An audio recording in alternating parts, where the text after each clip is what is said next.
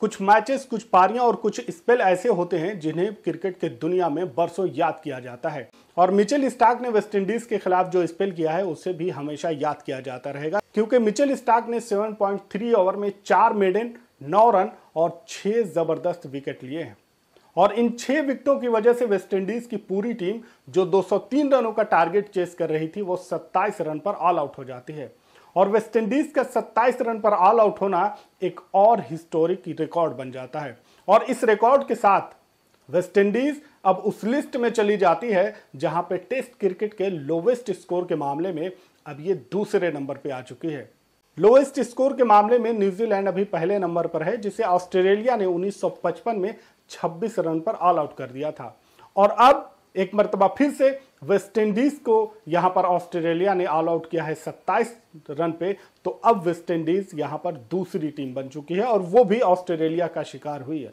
यानी कि 1955 और 2025 ये दोनों रिकॉर्ड ऑस्ट्रेलिया के नाम जुड़ चुका है।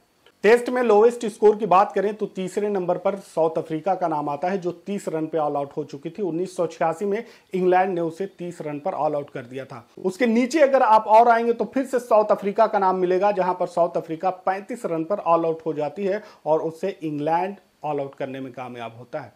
और उससे नीचे अगर आप बात करें तो 36 के स्कोर पर एक मरतबा फिर से साउथ अफ्रीका लुढ़क जाती है और इस मरतबा साउथ अफ्रीका के सामने ऑस्ट्रेलिया होती है। 36 के स्कोर पर ऑल आउट होने वाली ऑस्ट्रेलिया भी है, जिसे इंग्लैंड ने किया था। और 36 रन पर ऑल आउट होने का रिकॉर्ड इंडिया का भी है, जो ऑस्ट्रेलिया के खिलाफ था 2020 में।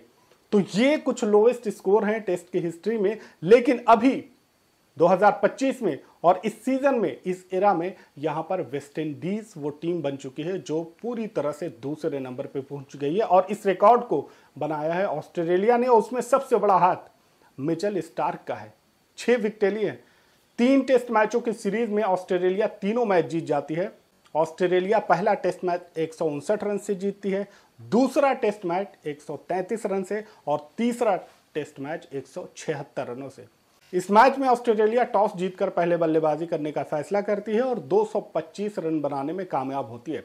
उसके जवाब में वेस्टइंडीज 143 रनों पर ऑल आउट हो जाती है, और जिसकी वजह से ऑस्ट्रेलिया को पहली पारी में 82 रनों की लीड मिल जाती है। और उसकी वजह से ऑस्ट्रेलिया यहां पर मजबूत पोजीशन में पहुंच जाती है, क्योंकि अभी तक जितने भी टेस्ट हुए हैं वहां पर लो स्कोरिंग ही रहे हैं। इस पूरे तीनों टेस्ट में कभी भी ना तो ऑस्ट्रेलिया और ना ही वेस्टइंडीज 300 के स्कोर तक पहुंच सके। यहां हाईएस्ट स्कोर रहा 286। तो ऐसे में जब आपको 82 रनों की लीड मिल जाती है तो जाहिर सी बात है आप मजबूत पोजीशन में पहुंच जाते हैं। और उसके बाद जब ऑस्ट्रेलिया बल्लेबाजी करने आती है तो यहां पर ऑस्ट्रेलिया को करारा झटका लगता है, जब ऑस्ट्रेलिया पूरी टीम 121 रन पर ऑल आउट हो जाती है।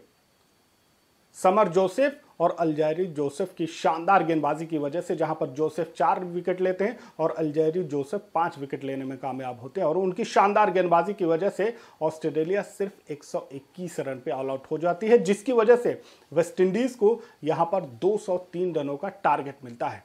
200 का टारगेट हो और 176 रनों से अगर आपको हार मिल रही है तो आप अंदाजा लगाइए कि ऑस्ट्रेलिया ने किस तरह की वापसी की है। पहला विकेट 0, दूसरा 0 और तीसरा विकेट भी 0 के स्कोर पर गिर जाता है, और उसके बाद वेस्टइंडीज पूरी तरह से संभल नहीं पाती है। हाईएस्ट स्कोर इस पूरी इनिंग में 11 रहा है। उसके बाद ऐसा लग रहा था कि शायद वेस्टइंडीज को जो शुरुआती झटके लगे हैं उसके बाद शायद वेस्टइंडीज वहां पर संभल जाए, लेकिन मिचेल स्टार्क की घातक गेंदबाजी के सामने कोई भी बल्लेबाज नहीं टिक सका।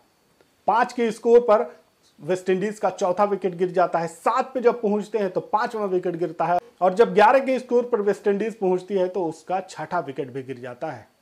लेकिन अभी तो ये ट्रेलर था, पूरी फिल्म अभी बाकी थी, क्योंकि 26 के स्कोर पर वेस्टइंडीज का 7वां, 8वां और 9वां विकेट भी गिर जाता है, और उसके बाद 1 रन के बाद यानी कि 27 पे उनका आखिरी विकेट भी गिर जाता है। तो ये पूरी कहानी है वेस्टइंडीज की चौथी पारी की।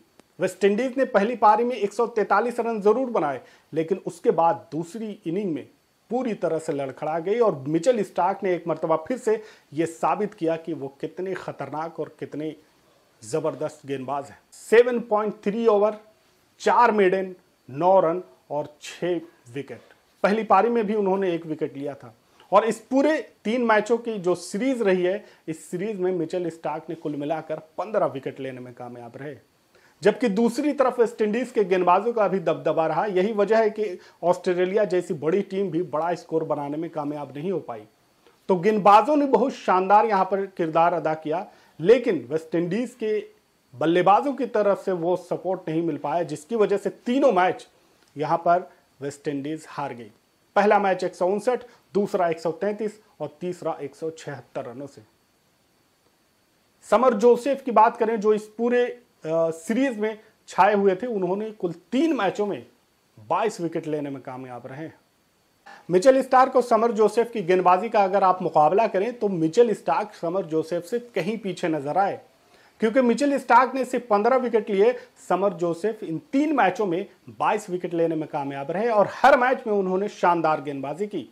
मिचेल स्टार्क पहले मैच की पहली इनिंग में 3 विकेट, जबकि दूसरी इनिंग में वो 1 विकेट लेते हैं, जबकि वहीं पर जोसेफ पहली इनिंग में 4, दूसरी इनिंग में 5 विकेट लेते हैं। दूसरे मैच की बात करें तो दूसरे मैच की पहली इनिंग में मिचेल स्टार्क जहां 1 विकेट लेते हैं पहली इनिंग में और दूसरी इनिंग में वो 3 विकेट लेने में कामयाब होते हैं, तो यहां पर समर जोसेफ पहली इनिंग में 1 और दूसरी इनिंग में 4 विकेट लेने में कामयाब होते हैं। यहां पर भी समर जोसेफ इन दोनों मैचों में मिचेल स्टार्क से आगे ही नजर आते हैं। जबकि तीसरे और फाइनल मैच में भी अगर इन दोनों गेंदबाजों का मुकाबला करें तो यहां पर समर जोसेफ मिचेल स्टार्क से कहीं आगे निकल गए।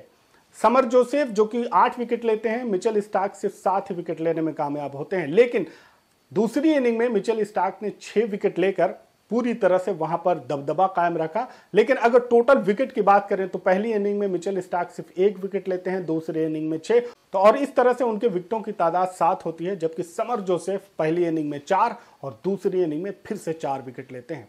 यहां पर टोटल 8 विकेट लेने में कामयाब होते हैं और इन तीनों मैचों को मिलाकर समर जोसेफ 22, मिचेल स्टार्क 15।